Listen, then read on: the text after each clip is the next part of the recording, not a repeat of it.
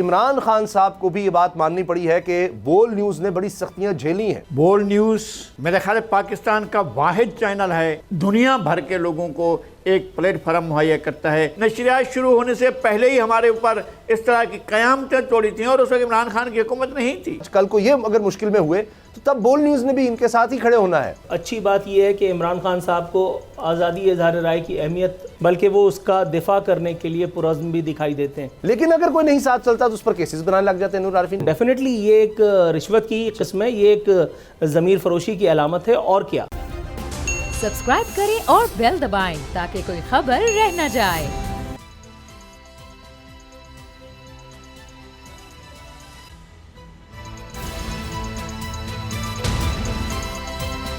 अब पता चला। बिस्मिल्लाहिर्रहमानिर्रहीम, अस्सलाम वालेकुम। मैं हूं मोहम्मद उसामा गाजी और आप देख रहे हैं अब पता चला। आज के प्रोग्राम में हम बात करेंगे कि सच कहना, लिखना, बताना आसान नहीं। बोल न्यूज़ निशाने पर क्यों है? गवाही इमरान खान ने दे दी और महंगाई के मारों पर हुकूमत ने बिजली महंगी करके फिर क़यामत तोड़ दी। और सरकारी खर्चे पर दूसरे मुल्कों का कारोबारी दौरा कैसे होता है, ये राज भी आज खोलेंगे। नाज़रीन, एक कलाम आपसे शेयर करना है। रियाजुर रहमान सागर साहब ने ये अशार जाने कब लिखे होंगे, लेकिन इसमें हमारी सियासत का क्या खूब नक्शा खींचा है। रोटी कपड़ा मकान दे ना सके, तुम गरीबों को मान दे ना सके, चले पीछे तुम्हारे जो इनको मंजिलों के निशान दे ना सके। कैसे मरूब होता अमरीका, मुल्क को आन बान दे ना सके, कभी जाकर मज़ारे कायद पर कोई हक की अज़ान दे ना सके। जो गिरे हैं ड्रोन हमलों में, तुम इन्हें पासबान दे ना सके, जिनके वोटों से आए तुम उनको कुछ भी तो मेहरबान दे ना सके। कहते हैं हम वाह सदर पाकिस्तान, कोई ऐसा बयान दे ना सके। भुट्टो जैसा वज़ीर आज़म भी मोतबर और मेहमान दे ना सके। डाकुओं, चोरों और लुटेरों से शहरियों को अमान दे ना सके। चुपड़ी रोटी तो खैर क्या देते, भूखे को सादा नान दे ना सके। जी नाज़रीन, सितम यही है कि यहाँ जो भी जिस काम पर मुकर्रर है वो इसी काम को ख़राब करता पाया जाता है। सियासत को ख़तरा है तो सियासतदानों से है, सहाफ़त बदनाम हुई है तो वजह खुद सहाफ़ी और बिकाऊ मीडिया इदारे हैं। और ऐसे में जो सच का अलमबरदार बनता है, हक गोई का परचम हक़ाइक़ को सामने लेकर आता है, ये बिकाऊ माल इसके लिए वबाले जान बन जाता है। बोल न्यूज़ को भी हक सच की आवाज़ बनने पर माजी में दबाने की भरपूर कोशिशें की गई। भोंडे इल्ज़ामात और झूठे मुकदमात से बोल न्यूज़ का आज़ादी इजहार का गला दबाने की भरपूर साजिशें की गई, लेकिन तमाम तर मुश्किलात के बावजूद बोल न्यूज़ ने सच का रास्ता नहीं छोड़ा, आज़ादी इजहार का परचम बुलंद रखा। बोल न्यूज़ की हक गोई और इस्तिकामत की गवाही आज शांगला में एक बड़े जलसा आम से खिताब करते हुए PTI चेयरमैन इमरान खान ने भी दी। नाज़रीन, इसमें कोई शक नहीं कि सच की आवाज़ दबाने के लिए बोल न्यूज़ के मालिक शुएब शेख पर झूठे मुकदमात बनाए गए, लेकिन ये सब उनकी जुर्रत और इस्तिकामत के आगे रेत की दीवार साबित हुए। लेकिन ये सिलसिला आज भी जारी है। सीनियर एंकर पर्सन बोल न्यूज़ समी इब्राहिम के खिलाफ भी ये घिनौना खेल खेला जा रहा है, जिसका तस्करा इमरान खान साहब कर रहे हैं। इमरान खान का ये कहना बिल्कुल दुरुस्त है कि नेकी और बदी की ये जंग अबद से जारी है और अब झूठे प्रोपेगेंडे के हथियार से झूठ को और सच को झूठ बनाने गंदे धंधे में तेजी आ गई है। शर्मनाक बात यह है कि इस गंदे धंधे को मीडिया मैनेजमेंट का नाम दिया गया है और ये काम करने वालों को इस पर जर्रा बंदगी नहीं है। मरीम नवाज के इस बारे में क्या ख्यालात है, ये भी सुन। देखिए, मेरी मीडिया मैनेजमेंट जियो और दुनिया ने तो उनकी जई तई फेर दी है। देखिए, मेरी मीडिया मैनेजमेंट जियो और दुनिया ने तो उनकी जई तई फेर दी है। आपके ऊपर डिपेंड करती हूँ, मैं नहीं जानती। अभी सेक्रेटरी इंफॉर्मेशन से बात करें, PID से बात करें और उनको कहें कि अगर आप नहीं मानते तो मुझे प्राइम मिनिस्टर से बात करनी पड़ेगी। मैं मैनेज कर रही हूँ, मीडिया मेरे हाथ क्यों बांध के रखते हैं? मैं आपके ऊपर डिपेंड करती हूँ, मैं नहीं जानती। अभी सेक्रेटरी इंफॉर्मेशन से बात करें, PID से बात करें और उनको कहें कि अगर आप नहीं मानते तो मुझे प्राइम मिनिस्टर से बात करनी पड़ेगी। मैं मैनेज कर रही हूँ, मीडिया मेरे हाथ क्यों बांध के रखते हैं? इतराफ आपने सुन लिया। अब इस मीडिया मैनेजमेंट, बल्कि मैं तो इसे मीडिया मैनिपुलेशन कहूंगा, इसके कमालात देखिए कि बोल न्यूज़ पर इमरान खान के एक इंटरव्यू को लेकर तूफान उठाने की कोशिशें की जा रही हैं। इमरान खान को रियासत मुखालिफ साबित करने की तावीलें घड़ी जा रही हैं। कहा जा रहा है कि इन्होंने इदारों को लताड़ा, एटमी प्रोग्राम मुल्क तोड़ने की बात की। इस पर बिकाऊ मीडिया ग्रुप ने स्पेशल ट्रांसलेशन तक कर दी। वो लोग जो माजी में ऐसे मुतनाज़ा बयानात देते रहे, वो भी आर्टिकल 6 के नारे मारने लगे। लेकिन हकीकत यह है कि मौजूदा सूरत हाल को देखकर इमरान खान ने खदशात का इजहार किया है, जिसे बुग़्ज़ इमरान और मीडिया मैनेजमेंट के जरिए इमरान खान की ख्वाहिश का नाम देने की भोंडी कोशिश की जा रही है। मैं कहता हूं कि इसकी जितनी भी मजम्मत की जाए वो कम है। क्या ये महंगाई और हुकूमत की नाकाम मुआशी पॉलिसियों से अवाम की तवज्जो हटाने की कोशिश है? बोल न्यूज़ सच सामने लाता रहेगा, हक़ाइक़ से पर्दा उठाने की जुस्तजू करता रहेगा। इसी से आगाज़ करेंगे। नज़ीर लगारी साहब और नूरुल आरिफीन मेरे साथ हैं। लगारी साहब, अब तो इमरान खान साहब को भी ये बात माननी पड़ी है कि बोल न्यूज़ ने बड़ी सख्तियाँ झेली हैं, और आज भी ये चीज़ है कि सच बोलने की वजह से, क्योंकि वो मीडिया मैनेजमेंट में बोल नहीं आ रहा, तो इसलिए आज भी बोल न्यूज़ हो, समी इब्राहिम साहब हों, इनको मसाइल का सामना है। बहुत शुक्रिया उसामा, आपने बहुत अहम बात की है। बोल न्यूज़ मेरे ख्याल पाकिस्तान का वाहिद चैनल है जो एक प्लेटफार्म मुहैया करता है उन तमाम आवाज़ों को जो पाकिस्तान के मुल्क, जोग्राफ़ी, तारीख़ और इसके तमाम मामलात को पेश नज़र रख कर इस मुल्क की सलामती, इस मुल्क की खैर खाही, इस मुल्क की तमाम अच्छाइयों और उसके अंदर होने वाली तमाम ख़राबियों की निशानदही करने के लिए पाकिस्तान के अवाम को, दुनिया भर के लोगों को एक प्लेटफार्म मुहैया करता है, जहाँ एक आवाज़ उसामा गाज़ी की है, जहाँ एक आवाज़ अमीर अब्बास की है, जहाँ एक आवाज़ जमील फारूकी की है, जहाँ एक आवाज़ समी इब्राहिम साहब की है, वहाँ एक आवाज़ नूरुल आरिफीन की है, एक छोटी सी हकीर सी आवाज़ नज़ीर लगारी की है। ये सारी आवाज़ें आपस में नुक्ता नज़र के इख्तलाफ के बावजूद पूरी सच्चाई के साथ, दयानत के साथ, ईमानदारी के साथ अपनी राय का इजहार करती हैं। और हमने कभी भी एक दूसरे को कॉर्नर करने की, एक दूसरे को नीचा दिखाने की या एक दूसरे के साथ नुक्ता नज़र के इख्तलाफ पर जो है इस तरह मार धार करने की या इस तरह की कोई बात नहीं की जिससे लगे कि जनाब नुक्ता नज़र के इख्तलाफ पर लोगों की राय को बर्दाश्त नहीं किया जा रहा है। ये एक ऐसा प्लेटफार्म है, पाकिस्तान में कोई और चैनल ऐसा प्लेटफार्म के तौर पर सामने नहीं आ सकता जो इस तरह से कहे कि जनाब दो मुख्तलिफ किस्म के नुक्ता नज़र को कैटर करने वाला एक वाहिद प्लेटफार्म अगर है तो वो बोल न्यूज़ है, और जो हर तरह की बात करता है, जहाँ पर हुकूमत की अच्छी बातों को भी लिया जाता है और अपोजिशन की अच्छी बातों को भी लिया जाता है, जहाँ बुरी बातों को निशानदेही की जाती है, जहाँ दोनों की बुरी बातें उनकी भी निशानदेही की जाती है, जहाँ दोनों की अच्छी बातें अच्छी बातें उनको भी निशानदेही की जाती है। मेरे ख्याल में हमें ये जो हमारे ख़िलाफ़ हो रहा है या बोल के ख़िलाफ़ हो रहा है, बोल के ख़िलाफ़ तो आज से नहीं हो रहा है, हमारी तो नशरियात शुरू होने से पहले ही हमारे ऊपर इस तरह की क़यामतें तोड़ी थी और उस वक्त इमरान खान की हुकूमत नहीं थी, और ये जो अब हुक्मरान हैं इन्हीं की हुकूमत थी, और हमारे ऊपर ऐसे पहाड़ तोड़े गए मज़ालिम के जिनका कोई तसव्वुर भी नहीं कर सकता। जो बड़े मीडिया ग्रुप बैठे हुए हैं जिन्होंने बड़ी बड़ी अमलाक बनाई हैं, बड़ी बड़ी प्रॉपर्टीज़ बनाई हैं, जिन्होंने मीडिया से जो दूसरा गैर मीडिया बिजनेस जो है अपना फैलाया है, कमाया मीडिया से, और उसके बाद पूरे और बिजनेसेस जिन्होंने फैला रखे हैं, उसके बावजूद ये वाहिद मीडिया ग्रुप है जिसने 4, 5, 6 साल तक, इससे ज़्यादा अरसे तक इश्तिहारात लिए बग़ैर अपने कारकुनों को पे किया है, बर वक्त पे किया है और करता रहा है। एक तो ये बात है। दूसरा ये है कि नुक्ता नज़र के इख्तिलाफ पर हमारे यहाँ किसी किस्म की तफरीक नहीं होती है। मैं आपसे बहुत मोहब्बत करता हूँ, इस तरह जैसे छोटे भाइयों से करते हैं। मेरा आपके नुक्ता नज़र से इख्तिलाफ भी होता है और इत्तफाक भी होता है। ये जो हो रहे है, ये हुकूमत कर रही है कि जी हम मैनेजमेंट कर रहे हैं, मीडिया मैनेजमेंट कर रहे हैं, मीडिया हैंडलिंग कर रहे हैं, ये कोई नहीं कर पाया है। ये आज के दौर में हो रहा है, माजी के हुक्मरानों में मैंने भी ये किया है। मैं अर्ज कर रहा हूँ, मैं बहुत छोटा सा आदमी हूँ, मेरा कोई ऐसा कोई नहीं है कि जी मैं बड़ी कोई अहल राय में शामिल हूँ। मेरे ऊपर बगावत के मुकदमे बने, कत्ल के मुकदमे बने, तौहीन अपना ये जो इंसदाद दहशत गर्दी की खसूसी अदालतें, वहाँ मेरे नाम की आवाज़ें लगती थी, हमने भी ये सब भुगता हुआ है। और ऐसा बात नहीं है, हमने लाकअप भी देखे हैं, जिंदान भी देखे हैं, हमें मालूम है कि किस तरह से लाकअप में रहा जाता है और किस तरह से जिंदानों में रहा जाता है। ये हमारे लिए कोई अनोखी बात नहीं है। लगारी साहब, लेकिन जी ये भी कि इमरान खान साहब के दौर में अजीज़ दोस्त अजीज़ यार अजीज़ मोहसिन बेग को भी पकड़ा गया और जिस तरह से उनके साथ ज्यादती की गई वो भी रिकॉर्ड है। तो हम नहीं कह सकते हैं, लेकिन मोहसिन बेग साहब ने अगर हक के साथ बात की है और हमारे हक में बात की है तो ये एक अच्छी बात है। अगर उन्होंने कभी भी कोई बुरी बात की थी तो बुरी बात थी, जो कोई भी करे वो बुरी बात होगी। सही।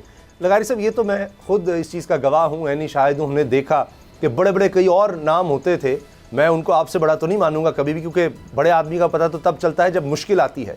तो कई छोड़कर चले गए, कई भाग गए और फिर आप सामने आए। बिल्कुल जब वो इतनी तूफ़ानी वो लहरें थीं, तो उस दौर में मैंने खुद देखा है आपको कि नौजवानों के लिए भी आप, हमारे जैसे लोगों के लिए भी आप एक मशले राह बने और बड़ी मुश्किल थी। पुलिस कभी छापा, क्या हो रहा है, ये हो रहा है, वो हो रहा है, अंदर कर देंगे। तो उस दौर में आपको हमने देखा, आप आगे खड़े थे। आपकी बड़ी मैं समझता हूँ कुर्बानियाँ हैं सहाफ़त के लिए भी, आज़ादी इज़हार राय के लिए भी, बोल न्यूज़ के लिए भी। नूरुल आरफीन, लेकिन अब जब हुकूमत आती है तब फ़र्क क्यों पड़ जाता है? जब यही लोग अपोजिशन में हो जा सकते हैं दोबारा, शायद इलेक्शन के बाद जो आज हुकूमत है अपोजिशन में हो सकती है, तब इनको शायद बोल न्यूज़ की ज़्यादा ज़रूरत पड़ जाएगी। तब इनको बोल न्यूज़ की याद आएगी कि जनाब ये हक सच की आवाज़ उठाता है, आज कल को ये अगर मुश्किल में हुए तो तब बोल न्यूज़ ने भी इनके साथ ही खड़े होना है। तो ये क्यों होता है कि हुकूमत में आकर हर कोई, अब मीडिया मैनेजमेंट में हम नहीं बीच में आ रहे, इस वजह से जनाब मसाइल का शिकार हो जाएंगे आप? ये सियासतदानों की एक आदि मर्ज़ है, ये एक लाइलाज मर्ज़ है जिसका इलाज बहरहाल दरियाफ्त अभी तक नहीं हुआ। नून लीग जब हुकूमत में होती है तो उसका तर्ज़ अमल मुख्तलिफ होता है। पीपल्स पार्टी के साथ भी ये मसला है, PTI के साथ भी काफ़ी हद तक ये मसला रहा। आज बहरहाल लेकिन एक अच्छी बात यह है कि इमरान खान साहब को आज़ादी इज़हार राय की अहमियत उनको न सिर्फ समझ में आ गई है, बल्कि वो उसका दिफा करने के लिए पुरज़्म भी दिखाई देते हैं। और दूसरी तरफ वही जो एक रिवायत है नून लीग की, उसकी डट करके पासदारी की जा रही है नून लीग की जानिब से, इत्तेहादी हुकूमत की जानिब से। इसको देख कर के भी किसी किस्म की कोई हैरत मुझे नहीं हुई। मैं जानता हूँ कि जब नून लीग इक़्तिदार में होती है तो किस किस्म के, मैंने अपने प्रोग्राम में आप ही के साथ डिस्कस किया था फयाज़ुल हसन चौहान वाली एक मिसाल, जिनको मरियम ने पाबंदी लगवा दी थी और किस तरह से फिर वो मुख्तलिफ़ चैनल्स पे बड़ी मुश्किलात का सामना करने के बाद ऑन एयर हुआ करते थे। तो ये है पाकिस्तानी सियासतदानों का दिमाग अर्श मौला पर होता है जब वो इक़्तिदार में होते हैं, और इक़्तिदार से बाहर जा कर के वो उनको हक़ और सच की बात नज़र आती है। लेकिन बहरहाल ये भी खुशाइंद बात है कि उनको इक़्तिदार से जाने के बाद हक़ और सच की तमीज़ हो जाती है। वो अच्छी बात कर रहे होते हैं, निशान मंजिल दे रहे होते हैं, लेकिन अगेन जैसे अब नून लीग हुकूमत में निशान मंजिल अगर वो अब दे तो मेरा ख्याल है ज़्यादा मुनासिब होगा। अब पहले तो बड़ी अच्छी अच्छी बातें सोचती थी, बड़ी लंतरानियाँ सुनाई जाती थी जमहूर की और जमहूरियत की। अब अगर उस पर कुछ अमल दरामद भी हो जाए, मेरा ख्याल है तो लगे हाथों अच्छा हो जाएगा। लेकिन ये क्यों है कि अगर जिसको मीडिया मैनेजमेंट कहा जाता है या जो भी, अगर तो उसके बीच में आप आ जाते हैं, या आप जो सरकार हो, जो भी हो, उसकी लाइन पर चल रहे हो, तो आपको बेतहाशा इश्तिहार भी मिल जाएंगे, आपको मरात भी मिल जाएंगी, आपके इदारे में काम करने वाले साफ़ियों को बड़े बड़े ओहदे भी मिल जाएंगे, बड़े बड़े ओहदे भी मिल जाएंगे, और आपके कहने पर सरकारी ओहदों पर लोग तैनात भी हो जाएंगे। ये भी मैंने देखा कि जनाब लीगल एडवाइज़र जो किसी इदारे के थे, वो भी कहीं ना कहीं उनको भी एडजस्ट कर लिया जाता है। यहाँ तक ये हमने देखा बड़े बड़े लोग जो उससे ये होता है। लेकिन अगर कोई नहीं साथ चलता तो उस पर केसेस बनाने लग जाते हैं। नूरुल आरफीन, ये क्या, ये सज़ा होती है फिर? आपके सवाल में आपका जवाब छुपा है। डेफिनेटली ये सज़ा है, उनका साथ न देने की सज़ा है, उनके एजेंडे को टो कर ना करने की सज़ा है, और ये सज़ा उस वक्त तक दी जाती रहेगी जब तक आप उनके साथ मिल कर के वही वाणी ना गाने लगे जो वो गंवाने की कोशिश फरमा रहे हैं। मीडिया ग्रुप्स को ख़रीदना, मीडिया का ज़मीर ख़रीदना, कॉलम नवीसों को ख़रीदना, व्लॉगर्स को ख़रीदना, ये पाकिस्तान में पहली दफ़ा तो नहीं हुआ, लेकिन ये कोई हौसला अफजा कदम भी नहीं है जिसकी सताइश की जाए। ये देखना तो सियासतदानों को चाहिए, ये निशान मंजिल जो दे रहे होते हैं अपोजिशन में, ये तो उनको देखना चाहिए कि वो हुकूमतों में आने के बाद क्यों कर इस किस्म की बुरी रिवायतों के अमीन बन जाते हैं। क्यों उनको ये याद नहीं आता कि वो कौमी मफाद जिसका बखान वो अपोजिशन में कर रहे थे, उसका तहफ़्फ़ुज़ उन पर उस वक्त भी वाजिब है कि जब वो हुकूमतों में होते हैं। तो डेफिनेटली ये एक रिश्वत की किस्म है, ये एक ज़मीर फरोशी की अलामत है, और क्या।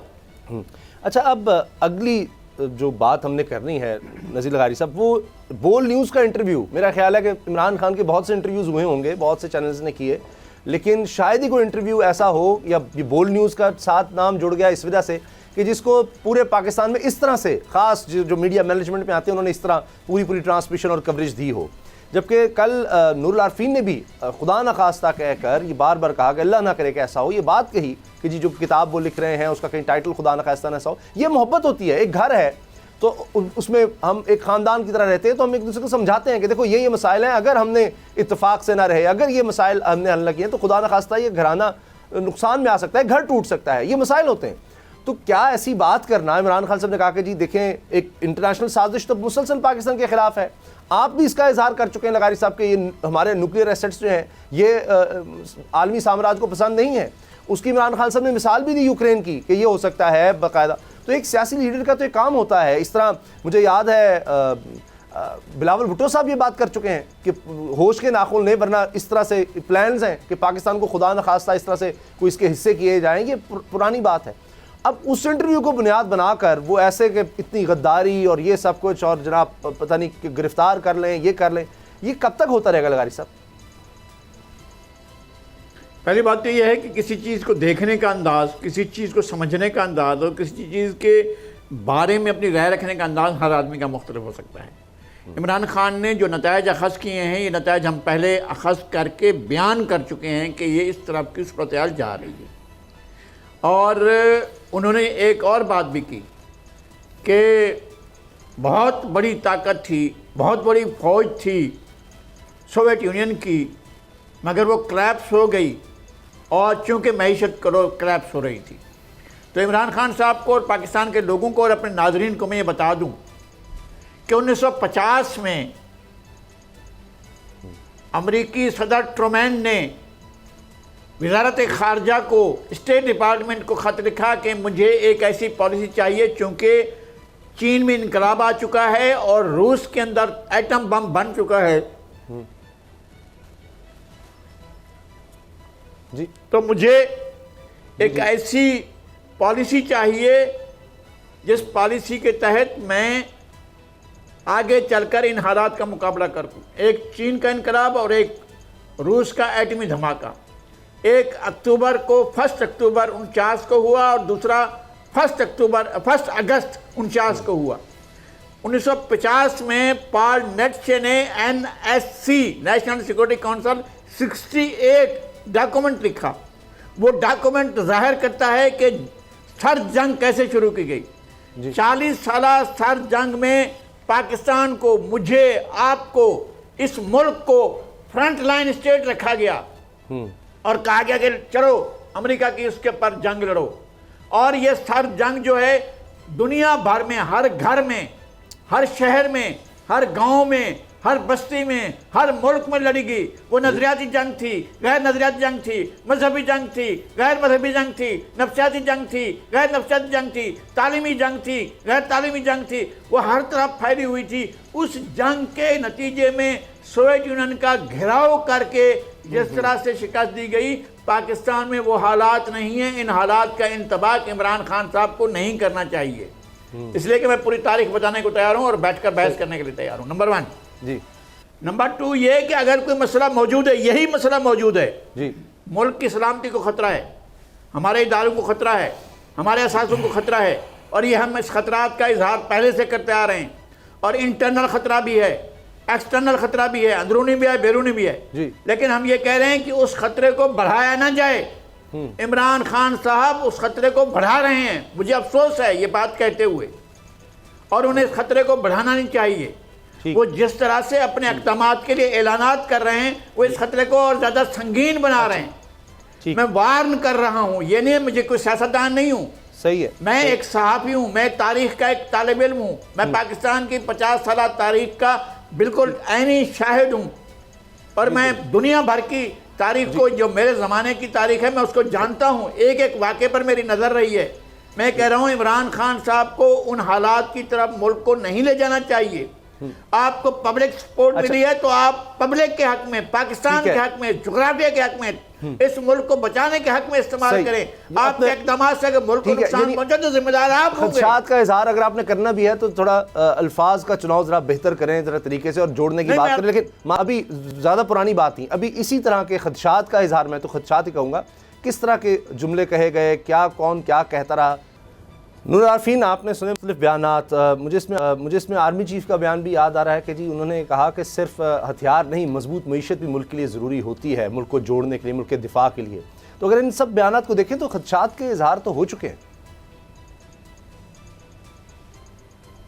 आपने खुद मिसाल दी तो मैं कह रहा हूँ, वरना मुझे ये बात कहनी नहीं थी। इमरान खान तो लेट हो गए। इमरान खान से पहले तो कल मैंने इस खदशे का इजहार किया था इल्ला माज़ल्ला करके, तो क्या मुझ पर भी मुकदमे बनाएंगे? मैंने कहा कि मैंने पाकिस्तान टूटते देखा का टाइटल मैंने खुदा न खास्ता चुन करके रखा है, क्योंकि जो हरकत तो सकनात हो रही हैं, अगर रविश न बदली गई तो ये किताब छापनी ही पड़ेगी। कल मैं कह चुका हूँ। इमरान खान ने खदशे का इजहार किया। मैं वो रूए ज़मीन पर आखिरी आदमी हूँ जो इमरान खान की खुशामद करेगा। आपको पता है, मैं फिर बार बार कह रहा हूँ कि इमरान खान के हवाले से जब तक वो वज़ीर आज़म रहे मैंने उनको कोई स्पेस नहीं दिया, लेकिन यहाँ मुझे थोड़ा सा टाइम दीजिएगा, मुझे 2-3 गुजारिशात आपकी खिदमत में पेश करनी है। ज़रूर। कुछ मीडिया ग्रुप्स ने मैं आपसे माजरत चाहता हूँ, टाइम चुके ब्रेक का है, इसके बाद ताकि आप बात मुकम्मल पूरी तरह से कर सकें, कि हम ब्रेक ले लेते हैं और ब्रेक के बाद पूरी बात नूरुल आरिफीन की हम सुनेंगे। ब्रेक के बाद अब पता चला। ये मुल्क पाकिस्तान हमारी माँ है, हमारी धरती है, हमारा वतन है, हमारा घर है। इसकी हिफाजत के लिए, इसके हुसूल के लिए लाखों लोगों ने अपनी जानों की कुर्बानी दी है। कोई भी शख्स सोच नहीं सकता जो इस वतन से मोहब्बत रखता हो कि खुदा न खास्ता इसको कभी कोई आंच भी आए, लेकिन खदशों का इज़हार किया जाता है और इसकी मोहब्बत नहीं किया जाता है कि कोई इसको नुकसान न पहुँचा सके। नूरुल आरिफीन, ब्रेक से पहले आप जिस तरह बात कुछ करना चाह रहे थे और कुछ नुक्ते थे जिनका हवाला देना चाह रहे थे, वो बात आप ज़रूर मुकम्मल करें। जी, मैं थोड़ा सा वक्त लूँगा आपका उसामा। मैंने कहा कि खदशात का इजहार करना जो है वो कोई ऐसा काबिल गिरफ्त अमल बहरहाल नहीं है अभी जमहूरी माशरों में, to the best of my knowledge. यही वजह थी कि मैंने पाकिस्तान के मौजूदा हालात को मद्देनज़र रखते हुए ये कहा था कि जिस तरह की हरकत और सकनात हो रही हैं, माज़अल्लाह जिस तरह से एक किताब छपी थी, मैंने ढाका डूबते देखा, तो एक किताब का टाइटल मेरे जहन में भी है कि मैंने पाकिस्तान माज़अल्लाह तौबा इस्तग़फ़ार टूटते देखा। तौबा इस्तग़फ़ार, अल्लाह माफ़ करे, उसकी वजह भी मैंने कल डिटेल में बताई थी। बात यह है कि इमरान खान साहब ने जो गुफ्तगू की है उसका क्लिप मैंने मुतअद्दिद मरतबा देखा, मुख्तलिफ़ एंगल से देखा, मुख्तलिफ़ लोगों ने, मुख्तलिफ़ व्लॉगर्स ने इस पर मुख्तलिफ़ तज्ज़िये किए, तबसरे किए, मैंने सब देखा। मैं कल किसी जगह कह रहा था, आज इस बात को दोहरा देता हूँ। इमरान खान से लाख इख्तिलाफ़ के बावजूद भी इमरान खान, आज मैं ऑनेस्टली बता रहा हूँ कि अगर इस वक्त इस गुफ्तगू के दौरान इस स्टूडियो का अभी दरवाज़ा खुले और इमरान खान कमरे में दाखिल हो, तो मैं माइक निकाल करके इमरान खान के पास जाके एक सेल्फ़ी खिंचवाना और उनका ऑटोग्राफ लेना ज़रूरी समझूंगा। मैं सबसे पहले ये देखूंगा कि इमरान खान का कंट्रीब्यूशन टुवर्ड्स पाकिस्तान क्या रहा है, किस शख्स के ऊपर इल्ज़ाम लगाया जा रहा है, किस हवाले से लगाया जा रहा है। इमरान खान की जो पर्सनैलिटी है, इमरान खान का जो मामला है, उस पर बहुत तफसील से हर पहलू से रोशनी डाली जा सकती है। लेकिन जो बात इमरान खान ने की है, मैं दोबारा कहता हूं, इमरान खान से पहले कल वो बात तो मैं कर चुका हूं, तो क्या आप मुझे भी लपेट लेंगे? अभी थोड़ी देर पहले नज़ीर लगारी साहब बात कर रहे थे, कल भी नज़ीर लगारी साहब और मुख्तलिफ वक्तों में वो खदशात का इजहार करते रहे हैं, तो क्या आप इनको भी ले लेंगे लाइन में? बात यह है कि इमरान खान साहब के इंटरव्यू की 3 मदारिज हैं जो उन्होंने बयान फरमाए। मैं बताता हूं। उन्होंने कहा कि अगर हम दिवालिया कर जाते हैं तो पाक फौज हिट होगी, नंबर 1। तो क्या खुदा न खास्ता हम दिवालिया कर गए? जवाब है नो। आगे बढ़ते हैं। जब फौज हिट होगी तो हमसे एटमी प्रोग्राम ले लिया जाएगा। इसमें क्या गलती है? जब आप बेदस्तो पा होते हैं तब आपको बांध करके मारा नहीं जाता।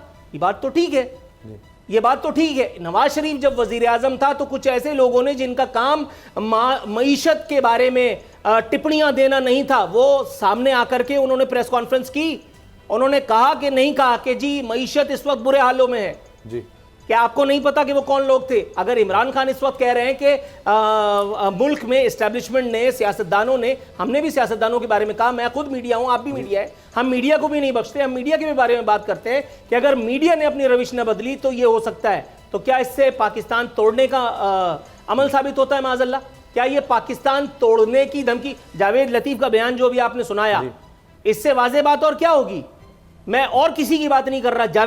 जावेद लतीफ़ इस वक्त उनकी हुकूमत है, लीड कर रहे हैं शहबाज शरीफ, तो क्या आप उनको भी अंदर ले लेंगे? दूसरी बात, इमरान खान जो कह रहे हैं कि दुरुस्त फैसले ना किए तो खुदा न खास्ता माज़अल्लाह फौज तबाह, तो क्या आपके हाथ में नहीं है कि आप दुरुस्त फैसले करें? बहुत सख्त बात हो जाएगी, लेकिन मैं बच बचा करके कोशिश करता हूं कि कर ही दूं। क्या पाकिस्तान में हर इदारा अपने डोमेन में रह करके काम कर रहा है? जवाब है नो। जो मीडिया का काम है वो सिर्फ वो नहीं कर रहा। मीडिया, यही मीडिया ग्रुप की बात कर रहे थे ना आप, जी। ये मीडिया ग्रुप का काम है कि एक चीज निकाल करके जो बताई भी नहीं गई है वो शरपसंदी फैलाए, कर रहा है ना। उस मीडिया ग्रुप का मालिक जिसके अपने लोगों को उसने 6-6 महीने की तनख्वाह नहीं दी होगी, लेकिन उसके अदर बिजनेसेस, जैसे नजीर लगारी साहब ने फरमाया कि फल फूल रहे हैं, अंडे बच्चे दे रही हैं उनकी कंपनियां, ये सब कुछ मीडिया का काम था। ये तो गैंग्स का काम होता है जो मीडिया कर रहा है। इसी तरह से अभी आप थोड़ी देर पहले हम बात कर रहे थे, बल्कि कल हम बात कर रहे थे, सियासतदान अपने मामलात को ले जाकर के सुप्रीम कोर्ट के बास्केट में डाल रहे हैं। अब आप चाह रहे हैं कि सुप्रीम कोर्ट आपके हवाले से फैसले दे। अगर एक फरीक के हक में फैसला आया वो सुप्रीम कोर्ट के गुण गाएगा, और दूसरा फरीक वो कहां गया, वो फिर उसके अयूब और नकाइज गिनवाएगा। एक बहुत ही तल्ख बात है, लेकिन मुझे कह लेने दीजिए। शीरी मजारी के लिए अच्छा उसामा थोड़ा सा टाइम मुझे दरकार है, वरना मुकम्मल बात कर लें। अधूरी रह जाएगी, फिर मुझ पर बगावत का मुकदमा बनेगा, और मेरे पास इतने पैसे नहीं है कि मैं उनसे ये कह सकूं कि भाई उसामा ने मुझे बात नहीं मुकम्मल करने दी। थोड़ा सा टाइम दीजिए। रात को 12 बजे शीरी मजारी के लिए जिस तरह अदालत खुली थी, साने 12 मई के मुजरिमों को सजा देने के लिए खुलेगी? आप कहिए खुलेगी, मैं नारा लगाता हूं अदलिया आजाद है। अल्लाह करे। और अगर मैं ये कहता हूं कि अभी सवालिया निशान है, तो आप मुझ पर तौहीन मतलब फलाना फलाना लगा देंगे। ये कौन सी आजादी है? एक इदारे का फलाना फलाना आकर के खड़े होकर कहता है हमारा सियासत से कोई लेना देना नहीं। क्या कसम खा करके उसामा गाजी ये बात कह सकते हैं दिल पे हाथ रख करके कि उस इदारे के उस फलाने फलाने का सियासत से कोई लेना देना नहीं? पाकिस्तान में आज तक जितनी हुकूमतें आई हैं वो सब मर्जी से आई हैं। किसकी? आप भी जानते हैं। जितनी अगली आएंगी उसमें भी हाथ है। इमरान खान जो कह रहा है उसमें कौन सी गलती है? हाँ, इमरान खान का क्रेडिट ये है कि इमरान खान मतलब मैं कैसे अब बच बचा के कहूं कि हिमाकत की हद तक बहादुर है। जो काम कोई नहीं करने का सोचेगा इमरान खान वो कर जाएगा, और इमरान खान ने कर दिया, तो बुरा क्यों लग रहा है? इमरान खान ने यही तो कहा कि एस्टेब्लिशमेंट को अपनी सिम्त दुरुस्त रखनी है। क्या गलत है? सही, क्या गलत है भाई? एस्टेब्लिशमेंट का काम जो है और मीडिया का काम जो है, अदलिया का काम जो है, सब अपने अपने काम करें ना। क्या गलत है? अगर एस्टेब्लिशमेंट अपने आप को सारी लगारी साहब मुतअद्दिद मर्तबा इसका तारीखी हवाला दे दे करके बता चुके, तो क्या गलत कहा? लगारी साहब ने माज़अल्लाह पाकिस्तान तोड़ने की साजिश कर दी। लगारी साहब ना हुए, फैज़ अहमद फैज हुए कि उनके ऊपर मुकदमा डाल दिया। बात यह है कि यहां आपने एक इदारा खड़ा होकर के कहता कि इस मुल्क में कोई मुकद्दस नहीं, और वो दूसरे इदारे को बचाने के लिए जो एक फैसला देता है, जो एक ऑब्जर्वेशन पास करता है, उसके ऊपर अगर आप बात कर लें तो आपकी नस्लें सर पकड़ करके रोएंगी। क्या इस पाकिस्तान में वो कानून नहीं है? इमरान खान के लिए रात को 12 बजे अदालत लगी थी, मैं मानता हूं, और मैं बबांगी दोहल उस वक्त भी कहता रहा, आज भी कहता हूं, वो पाकिस्तान की जरूरत था। शीरी मजारी के लिए जो फैसला हुआ वो अपनी न्यूट्रलिटी को साबित करने के लिए भी जरूरी था, लेकिन साने 12 मई कराची में होने वाले फसादात, इससे पहले जितने लोग गए हैं, जितने लोगों के मामले लटके हुए हैं, उसके ऊपर मामला ये कौन करेगा? अदालत में केस लगता है साबिक DGI असद दुर्रानी साहब के केस का, जज साहब लिख करके दे देते हैं कि मैं इसको प्रोसीड नहीं कर, मैं इसको नहीं देख सकता, इसको किसी दूसरे आदमी को दे दिया जाए। तो क्या मैं और आप ये मानने के लिए, मैं इतना ही अहमक हूं, मैं इतना ही गधा हूं जो ये मान लूं कि जज साहब को नजला हो गया था इसलिए उन्होंने केस नहीं देखा? ये हकीकतें इस मुल्क के दिफाई इदारों ने उनके रोल पर, उनके किरदार पर शुकूक और शुबहात का इजहार किया। वो बाकायदा इंडिया के रॉ चीफ के साथ मिलकर के उन्होंने किताब लिखी। अब उसके ऊपर अगर कोई सवाल करेगा तो क्या वो पाकिस्तानी नहीं रहेगा? क्या वो गद्दार है?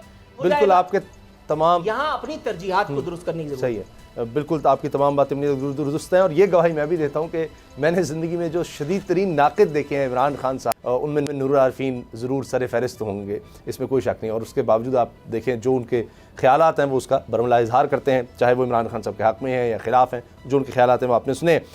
अब एक और मामला है अवामी, जिस पर अब चूँकि मीडिया मैनेज्ड है तो वो आपको शायद इस पर इतना ज़्यादा नहीं बताएगा, लेकिन हम तो बात करेंगे।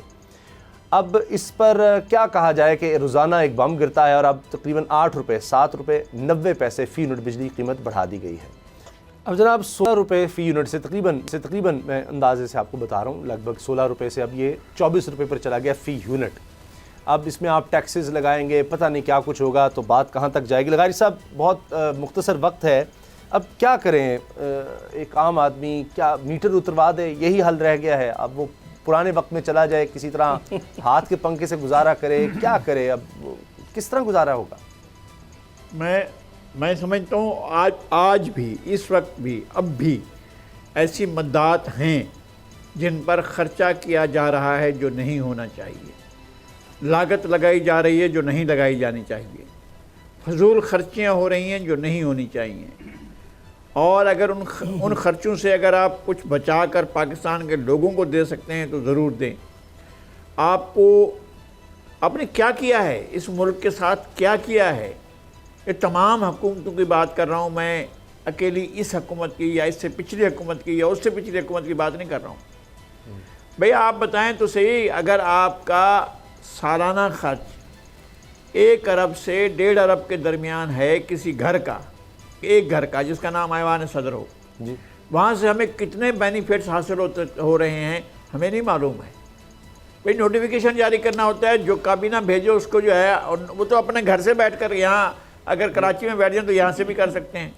इस्लामाबाद में एक अच्छा घर हो उनके पास, तो अच्छा घर, बुरा घर जो भी हो, जिस घर में हम लोग रहते हैं, आम आदमी रहते हैं, वहाँ से भी जारी कर दें। ये जो करोड़ों अरबों के वो अखराजात हैं यार, मैंने देखा है उसामा, आप यकीन करें कि जो 10 डाउनिंग स्ट्रीट है, जो हमारे साबिक आका हैं, 10 डाउनिंग स्ट्रीट का घर जो है उसका कोई लॉन नहीं है।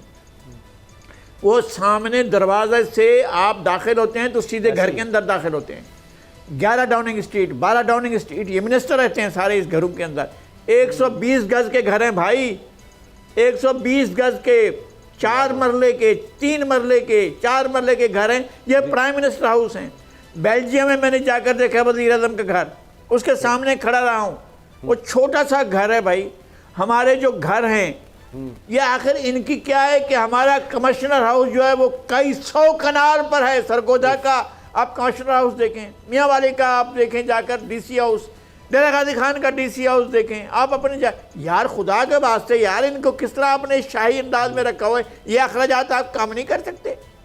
आप अपना इदारा साजी करें यार, लोगों को बड़ी बिल्डिंगों में रखें। आपका 18 ग्रेड का, 19 ग्रेड का अफसर जब जाकर पाए बैठता है कमिश्नर हाउस में, डीसी हाउस में और एसपी हाउस में, तो ऐसा लगता है कि जैसे नौकरों की फौज है। लेकिन मसला ये है कि इमरान खान साहब ने इस तरह की बातें कही थी, लेकिन वो भी नाकाम हो गए। ये सब काम करने में वो नहीं हो सका। अफसरशाही कहें या जो भी कहें, प्रोटोकॉल वगैरह, इसी से अरब हार रुपया हासिल किया जा सकता था। इमरान खान साहब का प्लान था कि इतनी बड़ी जगह, लेकिन वो नहीं हो सका। ब्रेक लेंगे, ब्रेक के बाद एक लगारी सब पे भारी में हम बात करेंगे क्या अब ये मसला है कि खैबर पख्तूनख्वा और विफाक, ये एक सूबा और विफाक आमने सामने आ चुके हैं कुछ बयानात की वजह से। ब्रेक के बाद बात करते हैं।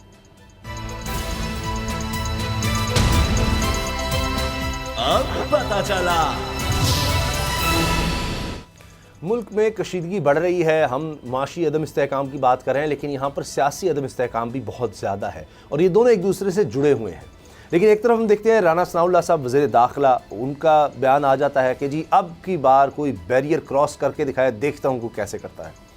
अब बजाय इसके कि कोई बीच में आकर मामला कोई सुलझाने की कोशिश करे, उधर से हमारे सूबा खैबर पख्तूनख्वा के वज़ीर आला हैं, वो कह देते हैं मैं फ़ोर्स लेकर आऊँगा। फिर शुक्र है कि बाद में वो ये कहते हैं कि मेरी मुराद जवान फ़ोर्स है, तहरीक इंसाफ की, वो थी। तो ख़तरात तो ये बहुत ज़्यादा है। लगारी साहब, इसका हल क्या है कि इस तरह के बयानात जब आ रहे हैं और फिर कहा जाता है कि जनाब हम, इधर से कहा जाता है कि विफाक कहता है हम खैबर पख्तूनख्वा के वज़ीर आला के ख़िलाफ़, आज़ाद कश्मीर के वज़ीर आज़म के ख़िलाफ़, इमरान खान साबिक़ वज़ीर आज़म के ख़िलाफ़ मुकदमे करेंगे। ऐलानात होते हैं, वो कहते हैं जी हम मुकदमे दर्ज करवाएंगे वज़ीर दाखिला के ख़िलाफ़, वज़ीर आज़म के ख़िलाफ़, कि जिस तरह से लॉन्ग मार्च में तशद्दुद हुआ। तो अब ये दोनों तरफ से मुकदमात के दावे हो रहे हैं। देखिए, माजी में बहुत कुछ बुरा हुआ, बहुत बुरा होता रहा है। 1969 में, 70 में, 71 में, और उसके बाद मार्शल्ला में, फिर सियासी हुकूमतों में, और अब तक जो कुछ भी हुआ है उसमें बहुत बुरा होता रहा है। और बहुत गलतियां हैं हमारे सियासी अशराफिया की, हमारी अदालती अशराफिया की, हमारी अस्करी अशराफिया की, और हमारी हर तरह की अशराफिया की संगीन गलतियां रही हैं। और हमें एक बात सबको सोचनी चाहिए कि ये ज़मीन है ये जोग्राफिया है और हमारे पास इस जोग्राफिया के तहफ़्फ़ुज़ के अलावा और कोई दूसरा रास्ता नहीं है। हमने अपने लहू की कीमत पर भी इस जोग्राफिया को बचा कर रखना है। ये जो पाकिस्तान है और जो काशगर के बाद से लेकर जीवनी और तुफ्तान तक जो सरज़मीन है, ये हमारी सरज़मीन है। हमें इसको हर सूरत में बचा कर रखना है बेशक। और कोई भी ताकत के इस्तेमाल की मैंने मुजीबुर रहमान की, ताजुद्दीन अहमद की, कमाल हुसैन की और कमरुज़्ज़मान की, जो अवामी लीग के लीडर्स थे, खुंडकर मुश्ताक की, जो बाद में शरीफ आदमी कहलाता था, लेकिन इन सब की मैंने वो धमकियाँ सुनी हुई हैं कि किस तरह से वो दिया करते थे। ये महमूद खान की धमकी, अब तो 100 वजाहत करें तो धमकी बहरहाल वो फोर्स की कह रहे थे और ताकत के इस्तेमाल की कह रहे थे, पुलिस की इस्तेमाल, ताकत की इस्तेमाल की, FC के या जो भी इदारा उनके मातहत तो उसके इस्तेमाल की बात कर रहे हैं, जो नहीं करनी चाहिए थी। इमरान खान साहब ने जो कहा था पहले वक्त, वो बिल्कुल ठीक कहा था कि हाँ मुसल्लह लोग मौजूद थे और उन्होंने लॉजिक प्रिवेल की और उन्होंने पाकिस्तान के लिए अच्छा सोचा कि नहीं, इसमें शिकस्त और फतह की कोई बात नहीं, मुझे चले जाना चाहिए कि मुल्क को ख़तरे में नहीं डालना चाहिए। सही। लेकिन बाद में इस बात से बैकआउट करने की कोई ज़रूरत नहीं थी कि जी नहीं, वो उनके गार्ड भी मौजूद थे और वज़ीर आला के गार्ड भी मौजूद थे और दूसरे वज़ीर आला के गार्ड भी मौजूद थे और एक वज़ीर आज़म के गार्ड भी मौजूद थे। तो ये सूरत हाल जो है, मैं इसलिए कह रहा था मेरे ख्याल में नहीं जाना चाहिए। हमने जो कहा है उस पर रहना चाहिए। और बात यह है कि पाकिस्तान में ताकत के इस्तेमाल का तस्वुर तर्क कर देना चाहिए। वो राना सनाउल्लाह खान हूँ, वो महमूद खान हूँ, वो इमरान खान हूँ। मैं फिर कहता हूँ, एक दफ़ा फिर कहता हूँ और आखिरी बात ये कह रहा हूँ आज के दिन के लिए कि खुदा के वास्ते आप कोई ऐसा रास्ता तलाश करें कि मिल बैठें, सारे के सारे फरीक मिल बैठें, सबके चेहरे हमारे जाने पहचाने हैं, सबके अमाल हमारे देखे भाले हैं, हम सबको जानते हैं, मिल बैठें और बुरे भले आप जैसे भी हैं इस मुल्क को बचाने की तदबीर करें। आपके पास कोई और रास्ता नहीं है। बहुत मेहरबानिश। अब इसमें लगारी साहब जिस तरह आप फरमा रहे हैं, ये भी एक दूसरी तरफ जब हुकूमत होती है उसको भी थोड़ा सा दिल बड़ा करना होता है कि इमरान खान ने अगर कह दिया कि जी ये ख़तरा है, हम वापस जा रहे हैं, उसके बाद ये भी नहीं कि भाग गया, डर गया, खौफजदा हो गया, देखा ये है इसकी जुर्रत फलां, यानी उसको आप और ज़्यादा प्रवोक करें, ललकार रहे हैं कि अच्छा जी वो चला क्यों गया, ताकि अगली दफ़ा वो कहे कि अच्छा अब तो मैं आऊँगा, या उसको नीचा दिखाने की कोशिश करें, उससे भी हालात ख़राब होते हैं। लेकिन हुकूमत जिस तरह से आवाम के हालात ख़राब कर रही है, इसकी मिसाल नहीं मिलती। अब कोई प्लान ही दे दें, कुछ बता ही दें कि क्या होगा। अब एक मैं तो नहीफ सी आवाज़ कहूँगा, मिफ्ता इस्माइल साहब की आई है कि जी चीन से उम्मीद है कि $2 अरब का एक हमें इमदादी पैकेज कुछ मिल जाएगा आने वाले दिनों में। लेकिन क्या इस पैकेज से गरीब का जो माहाना रोज़ाना का बिल है वो जो बढ़ रहा है वो कम हो सकेगा? नूरुल आरिफीन, ये अब जिस तरह हम बात करते हैं, वाकई ये तो हम तो वैसे बात कर रहे थे, तो हुकूमत ने तो हमारी बात ही लगता है हमारे प्रोग्राम से सुनकर पकड़ लिया। रोज़ कोई ना कोई ऐसी खबर इन्होंने देनी ही है। यानी पहले हम बात करेंगे जी घी की कीमतें बढ़ा दी, तो आज उन्होंने हमारे लिए ज़रूर ये रखा था कि आज भाई बिजली पर बात कर लेना। अब पता नहीं कल कौन सा बम फूटना है। मीडिया के फयूज़ व बरक़ात तो यूँ भी सामने आ रहे हैं कि अच्छा लग रहा है कि PTI भी टीवी देख रही है, हमारी चीज़ें हुकूमत भी देख रही है। मैंने कल एक गुजारिश की थी, शुक्र अल्हम्दुलिल्लाह के 24 घंटों के अंदर ही उसे सनद कबूलियत नसीब हुई। मैंने कहा था कि इमरान खान साहब को कन्विंस किया जाए कि हुकूमत के ख़िलाफ़ लॉन्ग मार्च और इस तरह का कोई तकल्लुफ़ ना फरमाएं। ये हुकूमत इंशाअल्लाह ताला ख़ुद ही अपने लिए गड्ढा खोद रही है। बहुत मुबारकबाद पेश करता हूँ मैं इमरान खान साहब को, पाकिस्तान तहरीक इंसाफ को, और बज़ुबान फ़र्रुख हबीब चूँकि हम तक पहुँची है तो फ़र्रुख हबीब साहब को भी, कि उन्होंने अवाम की नब्बाजी करते हुए अब असल मुद्दे की जानिब तवज्जो मबजूल की है अपनी। कल जो महंगाई के ख़िलाफ़ वो तहरीक शुरू कर रहे हैं, वो जो जलसे जुलूस करेंगे, वो जो एक मुल्कगीर तहरीक का उन्होंने ऐलान किया है, ये है वो नीड ऑफ द आवर कि जिसकी तरफ पाकिस्तान तहरीक इंसाफ और उसकी क़यादत को तवज्जो देनी थी, जिसकी जानिब में इशारा कर रहा था। फाइनली सुम्मा अल्हम्दुलिल्लाह इस एक बात को सुन लिया गया है। मैं सबसे पहले तो इनको मुबारकबाद पेश करता हूँ, और दूसरी जानिब अब नजराने अक़ीदत पेश करते हैं उन एक मसीहाओं को कि जो कह रहे थे कि नहीं हमें सही गला दबाने का फ़न आता है। इमरान खान तो अनाड़ी है। बिजली की कीमतों में 8 रुपये फ़ी यूनिट इजाफे का ऐलान करके आपको मज़ीद हैरान कर दिया गया है, परेशान करने के लिए। के इलेक्ट्रिक भी मौजूद है। के इलेक्ट्रिक ने आपको फरमाया कि भाई कुछ कर लो, लोड शेडिंग का दौरानिया और बढ़ेगा। आज मैं जिस गरीब खाने से निकल करके और यहाँ तक पहुँचा हूँ, वहाँ कल आपने अपना दुखड़ा रोया था कि हर 1 घंटे के बाद 1.5 घंटे और आधे घंटे के लिए, और आज आपकी देखा देखी मेरा ख्याल है कि मुझे भी सज़ा दी जा रही है। हर 1 घंटे के बाद 1 घंटे की लोड शेडिंग कराची में भी शुरू हो चुकी है। लेकिन आपने कहना सिर्फ के इलेक्ट्रिक को है, के इलेक्ट्रिक के सर पे जिसका दस्ते शफकत है, के इलेक्ट्रिक को जिसने प्राइवेटाइज किया, के इलेक्ट्रिक के मामलात में जो अंकल लोग मौजूद हैं, आपने उनकी तरफ नहीं जाना, वरना मुल्क के आइन कानून फलाना फलाना कौमी मफाद आप सब का सत्यानाश कर बैठेंगे और फिर आप गद्दार ठहरेंगे जिस तरह इमरान खान गद्दार ठहरा है। महंगाई, एक खबर बता रही है 28 माह की बुलंद तरीन सतह पर। यह खबर मैंने घर में नहीं छापी, पहले मैं दिखा भी दूं कहीं लोग शुबा करें। ये 28 माह की बुलंद तरीन सतह पर महंगाई पहुंच चुकी है। मई में शरह बढ़ करके 13.76 हो चुकी। टमाटर, प्याज, कुकिंग ऑयल, घी, दाल मसूर, दाल चना, सब्जियां, आटा, मुर्गी, अंडे मजीद महंगे हो चुके। शहबाज शरीफ साहब कुछ प्रपोज करेंगे? मिफ्ता इस्माइल, मुसद्दिक मलिक, जिनके पास जहर खाने के पैसे नहीं थे, लेकिन अभी तक उन्होंने मेरी कॉल पे लब्बैक नहीं कहा, अभी तक मुझसे जहर खाने के लिए किसी ने रब्ता नहीं किया। कोई बताएगा कि अवाम मुर्गी ना खाएं तो क्या खाएं, अंडे ना खाएं तो क्या खाएं, सब्जियां ना खाएं तो क्या खाएं, दाल ना खाएं तो क्या खाएं, जूते खाएं? पहले नवाज शरीफ के खाए, फिर जरदारी के खाए, फिर इमरान खान के खाए, और अब शहबाज शरीफ के खाए, और अगली मरतबा फिर किसी और के खाए। तो फिर अवाम करे तो क्या करे? अवाम अगर सवाल पूछती है तो उसके बाद फिर मामलात को कहीं और तोड़ मरोड़ के ले जाया जाता है। ये मीडिया ग्रुप्स जो बैठ करके दूसरों को गद्दारी का या वफादारी का ताना दे रहे हैं, ये क्यों नहीं? मैंने खुदा की कसम कल बात करते करते रह गया था, आज मुझे याद आ गई। ये वही मीडिया ग्रुप जो समी इब्राहिम साहब के उस इंटरव्यू को लेकर के और ये इतना लपाड़ियापन कर रहा है। खुदा की कसम कल इसके अखबार में फ्रंट पेज पे एक खबर छपी हुई थी कि वजीर आजम का गरीबों के लिए मिसाली पैकेज, और उसके बराबर में एक मुननी सी खबर थी कि महंगाई बुलंद तरीन सतह पर पहुंचने का इम्कान। यानी एक खबर फरमाइशी और एक खबर रियलिटी। तो अब आप देख लीजिए कि सहाफत के नाम पर पाकिस्तान में क्या कुछ किया जा रहा है, क्या गुल खिलाया जा रहा है। मैं उन सारे ट्रेंड्स की भी हिमायत नहीं करता हूं जो इस वक्त मुल्क के मुख्तलिफ इदारों के सरबराहों और बहुत मुल्क के मोहतरम और मुकद्दस इदारों के बारे में चलाए जा रहे हैं, मैं उसका भी हामी और सपोर्टर नहीं हूं। लेकिन इस वक्त इमरान खान ने ये जो काम किया है, इमरान खान को चाहिए कि अब अपनी तवज्जो सिर्फ एक चीज पर, महंगाई पर, कसाद बाजारी पर और मौजूदा हुकूमत की अवाम दोस्ती, इन्वर्टेड कॉमास में कह रहा हूं, इस पर मरकूज करके अपनी तमाम तर तवज्जो, अपनी तमाम तर एफर्ट इस जानिब झोंक दे। नतायज जो अब तक नहीं आए, इंशाअल्लाह ताला वो नतायज अवाम की तरफ से आने की उम्मीद और तवक्को रखे। क्योंकि वो कहते हैं ना कि जुबान खल्क को नक्कारा है खुदा समझो।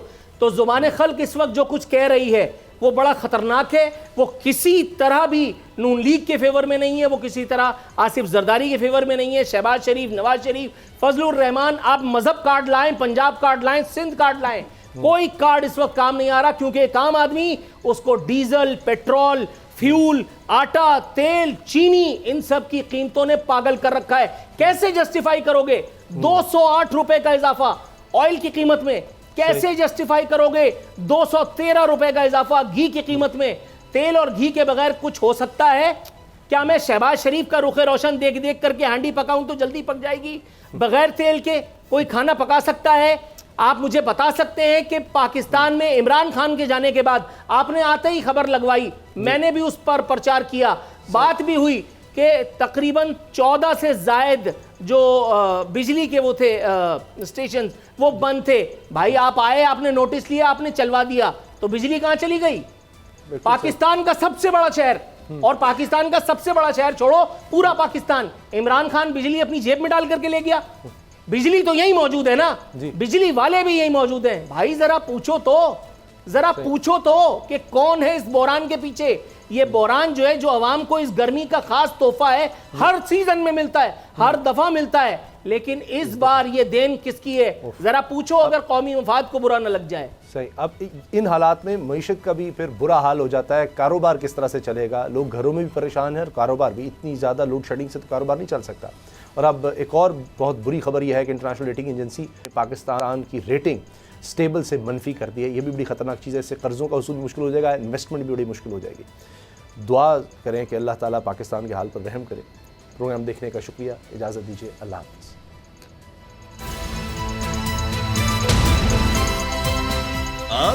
पता चला। सब्सक्राइब करें और बेल दबाएं ताकि कोई खबर रह न जाए।